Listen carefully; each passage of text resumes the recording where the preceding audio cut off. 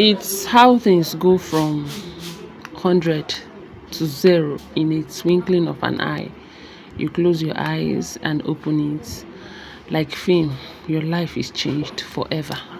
Our experience yesterday with a Nigerian police officer still gets me scared anytime I think about it. By the way, how are you all doing? Welcome to my YouTube channel. My name is Ngozi. I live in ONITSHA ANAMBRA State, Nigeria.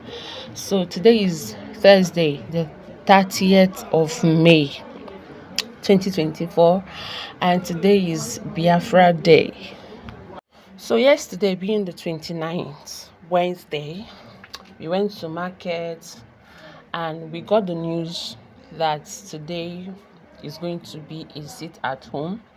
Everybody should sit at home, especially those of us in eastern Nigeria. I don't know if Igbos living in Lagos are observing it, but I doubt if they are observing it. So we that are living in Onitsha, eastern part of Nigeria, we are observing it, and we know things that comes along with such order. If you fail to keep it the way they want you to keep it, anything you see, you collect. So knowing that today being Thursday is going to be a sit at home, we decided to go to church on Wednesday, what we normally do every Wednesday, midnight prayer. So we decided to go to church. We had it in mind that once it is 5 a.m. in the morning, we start coming home. So we set out and started going to church. We went to church. We did a little Bible study, and we wanted to rest a little bit before the prayer would begin. And we heard another news that they declared the sit at home starts by 12 a.m. And which means if it should start by 12 a.m., if you should be seen outside by 5 a.m., you're looking for trouble. So because of this news, we all of us that came to church, our leader decided to pray for us that everybody should start going, go answer our prayers that we have come to church for. So we went home. This was about to 9, after 8 to 9. And this is exactly the time that we normally move from our house. Had it been there was no Bible study.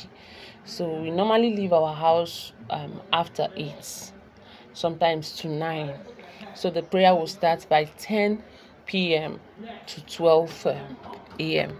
The reason we always move by this time is just to have a very clear road. So that was the time we started coming back home. We passed Owerri Road. Of course, my church is in Owerri Road. Yes, you have known now. Maybe you might be wondering that whether I live near Owerri Road, that I always complain and make videos about Owerri Road. So now you know, my church is at Owerri Road. So we passed up Iweka, passed down Fly, and was coming back. After our roundabout, exactly, we saw this tiny church in the middle of the road. It looks like I was in the front seat. It doesn't look like a police torch because it was faint a little bit, and my husband was not that in a high speed, but just moderate speed. They were busy flashing the lights, so we stopped. Immediately we stopped. Hey God, this police officer, an elderly man like that, pointed a gun at us. Mind you, the first thing I did, immediately my husband stopped, was to put the inner light, and my children at the back immediately put the back light. And this man, seeing my husband, seeing me, seeing my children and the boys them, pointed the gun at us. The inner light was on. You can see us clearly. And immediately I noticed that this man is like he's not doing with his clear eyes. I started calling Jesus, Jesus, Jesus within me, and I was even calling it out, but I kept it low. He now looked closer and looked at us so aggressively. I don't think that man was operating in his right eyes, because he looked so scary. Sorry for the noise in the background. I am doing a voiceover and yet the noise is so much. Today is Thursday. Sit at home. The men we have in this building are downstairs having fun, so they are making noise, arguing about whatever. So that aside, so the police officer came close and asked my husband to give him his license. My husband reached down to get his license. He told us to go, and we went. I kept thanking God. But there's something important I want to point out in this video. Immediately as we were approaching, and they were pointing their faint torch towards us. I don't know if maybe they did not charge that their torch. As they were pointing it at us, we did not perceive, talk more of noticing that this was going to be police officers. My husband was even upset.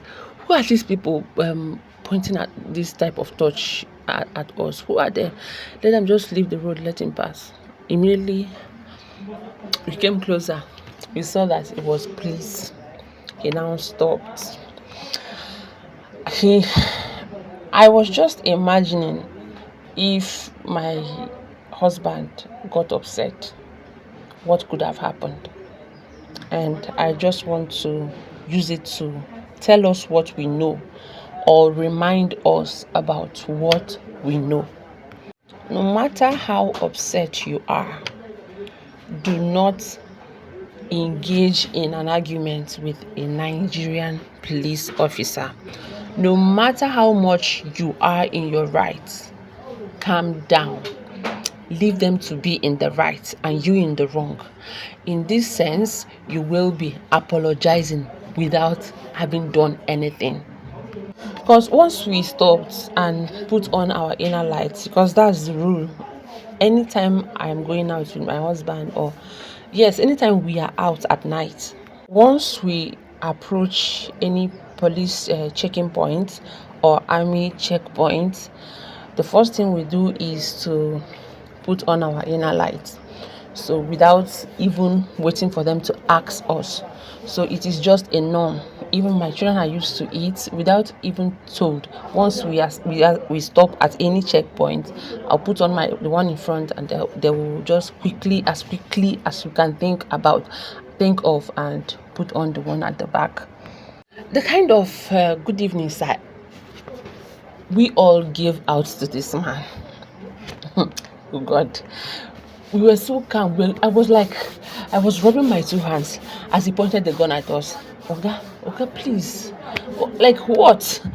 We did not even try to raise our voice. We did not even try to Oga, why are you pointing the gun at me? I didn't mean my husband said something like that. Don't you know it could have led to something else? That man was obviously high on something, because I can't even explain it. It's just the way the devil always sets people up for nothing. And before I end this video, I must point out something. While we were about to go home from the church, our leader decided to pray for us. When he was praying for us, he made it sound so clear. He made it so clear to God to preserve us home, take us to our various homes safe and sound. And the echo of his prayer kept ringing in my head. And it seemed that the devil just set us up that night. But God, out of his infinite mercy, delivered us. So the most important thing you will take from this video is, if you are the type that always wants to argue in your rights, please stop it. Once it is Nigerian police, stop it entirely. So many people have gone. The least people can do for you is to do hashtag justice for so and so, not me. So that is it all for this video. I hope we learned something. Thank you for watching. See you in the next one. Please remember to thumbs up the video. Thank you so much. Bye bye.